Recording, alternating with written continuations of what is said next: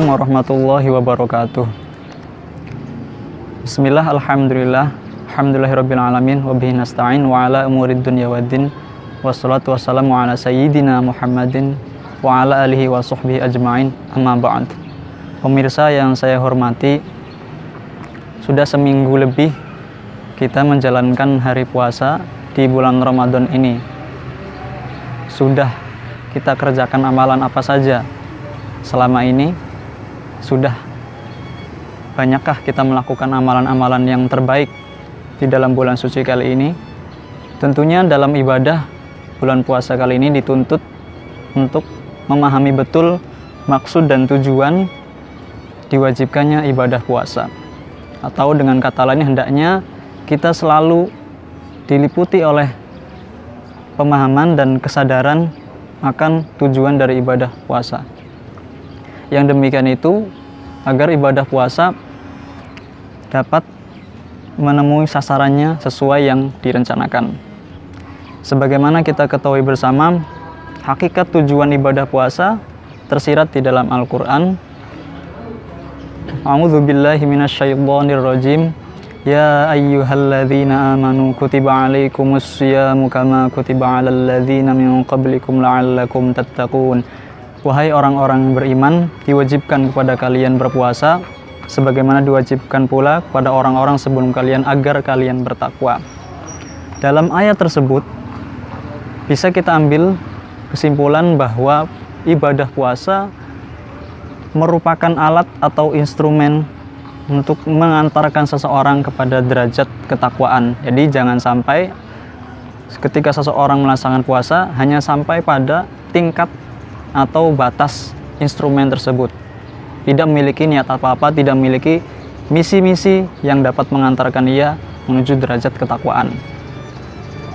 Oleh karenanya penting bagi kita untuk mengetahui makna takwa. Takwa berarti takut, atau bisa juga maknanya melindungi atau merawat. Dalam pengertian yang lebih mewakili, takwa berarti gambaran sikap dan kesadaran akan kehadiran Tuhan, bahwa Tuhan Maha mengetahui, bahwa Tuhan Maha berkuasa. Dalam tahapan selanjutnya berproses, kita akan secara otomatis ketika kita mampu meningkatkan amalan-amalan ibadah kita, maka takwa itu dapat diartikan sebagai pengawasan diri secara lebih melekat. Itu sekilas tentang takwa. Kembali kepada puasa, ibadah puasa di bulan Ramadan kali ini juga sebetulnya memiliki beberapa keistimewaan yang tidak dimiliki oleh ibadah yang lain.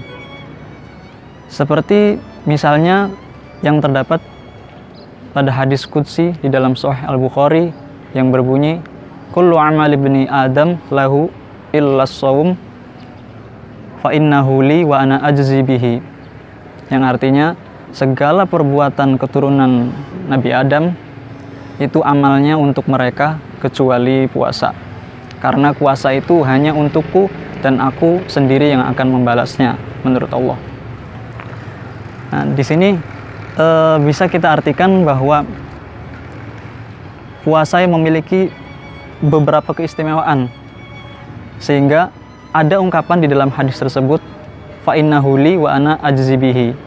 Nah, pada kesempatan kali ini saya juga akan memberikan beberapa pandangan ulama yang akan menafsiri atau mencoba mengulik apa makna ungkapan di dalam hadis qudsi tersebut. Yang pertama, menurut Imam Ibnul Utsaimin rahimahullah, beliau berpendapat bahwa kelak di akhirat nanti puasa itu pahalanya tidak bisa diganggu-gugat. Nah, itu yang pertama. Dalam kitab Riyadhus Shalihin, beliau mengatakan, qala ba'dul ulama wa ma'nahu idza kana Allah Subhanahu wa ta'ala yaumal qiyamati wa kana 'alal insani madzalimul 'ibad fa innahu yu'khadhu lil 'ibad min hasanatihi illa siyam fa innahu la yu'khadhu minhu syai' li'annahu lillahi 'azza wa jalla wa laysa lil insani wa hadza ma'nan jayyid. Sebagian ulama berpendapat bahwa makna penyandaran khusus ibadah puasa terhadap Allah itu bahwasanya saat di hari kiamat nanti, ketika manusia memiliki dosa menzolimi terhadap orang lain, maka pahala ibadahnya itu diambil dan diberikan untuk orang yang ia zalimi tersebut, kecuali puasa. Karena puasa tidak bisa diambil sedikit pun pahalanya, karena puasa itu hanya diperuntukkan bagi Allah semata dan bukan untuk manusia. Nah, itu yang pertama.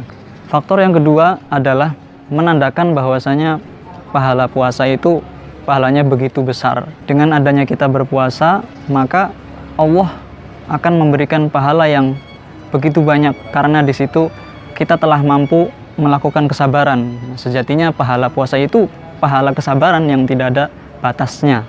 Seperti difirmankan oleh Allah Subhanahu wa taala di dalam surat Az-Zumar. Bismillahirrahmanirrahim. Innama yuwaffas sabiruna ajrahum bighairi hisab. Sungguhnya hanyalah orang-orang yang bersabar yang akan diberikan pahala tanpa batas. Di sini diartikan bahwa dengan kita melakukan puasa, maka ia mampu mengendalikan kecenderungan hawa nafsu dia terhadap hal-hal yang halal, bahkan juga mampu menahan kecenderungan hawa nafsu pada hal-hal yang diharamkan. Itu beberapa syarah, beberapa penjelasan atas ungkapan hadis qudsi bahwasanya ibadah puasa itu hanya milik Allah SWT dan Allah sendiri yang akan membalasnya. Puasa sendiri menganjurkan kita untuk bersikap jujur dalam keseharian kita. Seperti diteladankan oleh Nabi Muhammad, beliau selalu jujur dalam setiap tindak lakunya, sehingga beliau dijuluki Al-Amin.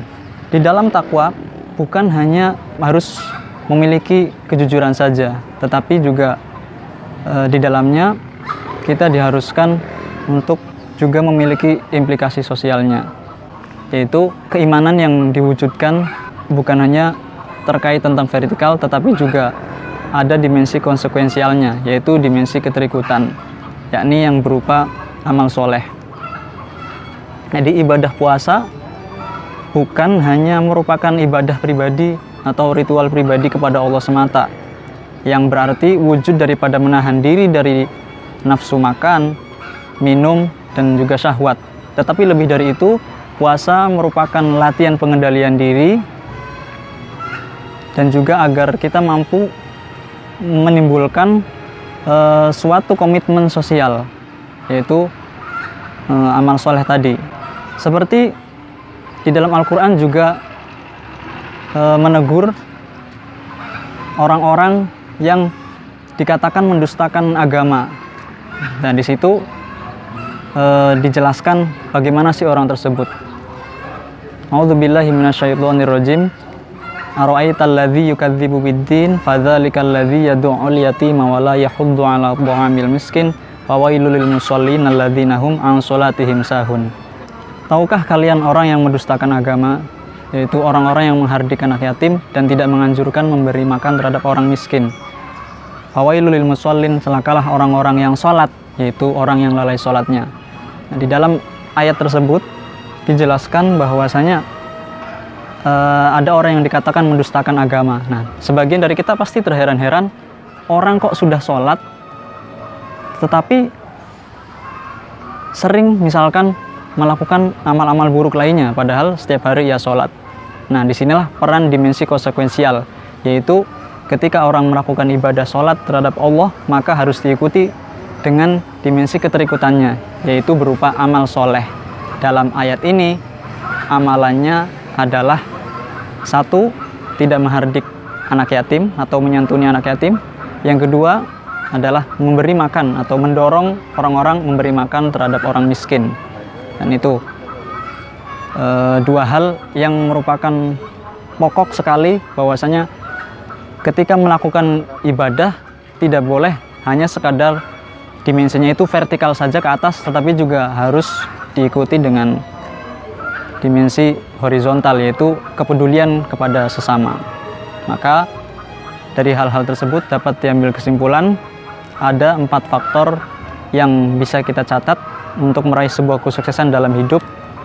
Diterangkan di dalam Al-Quran, 4 faktor tersebut ialah yang pertama adanya penghormatan terhadap waktu, yaitu kita mampu mengatur dan mengelola waktu untuk digunakan ibadah sebaik-baiknya.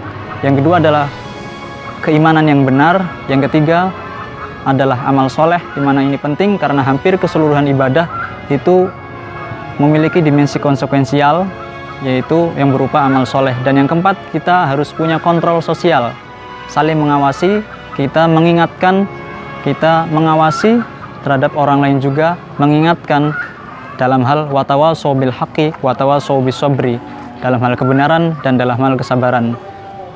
Demikian yang bisa saya sampaikan, kurang dan lebihnya mohon dimaafkan. Wallahul muwaffiq ila aqwamit thoriq. Wassalamualaikum warahmatullahi wabarakatuh.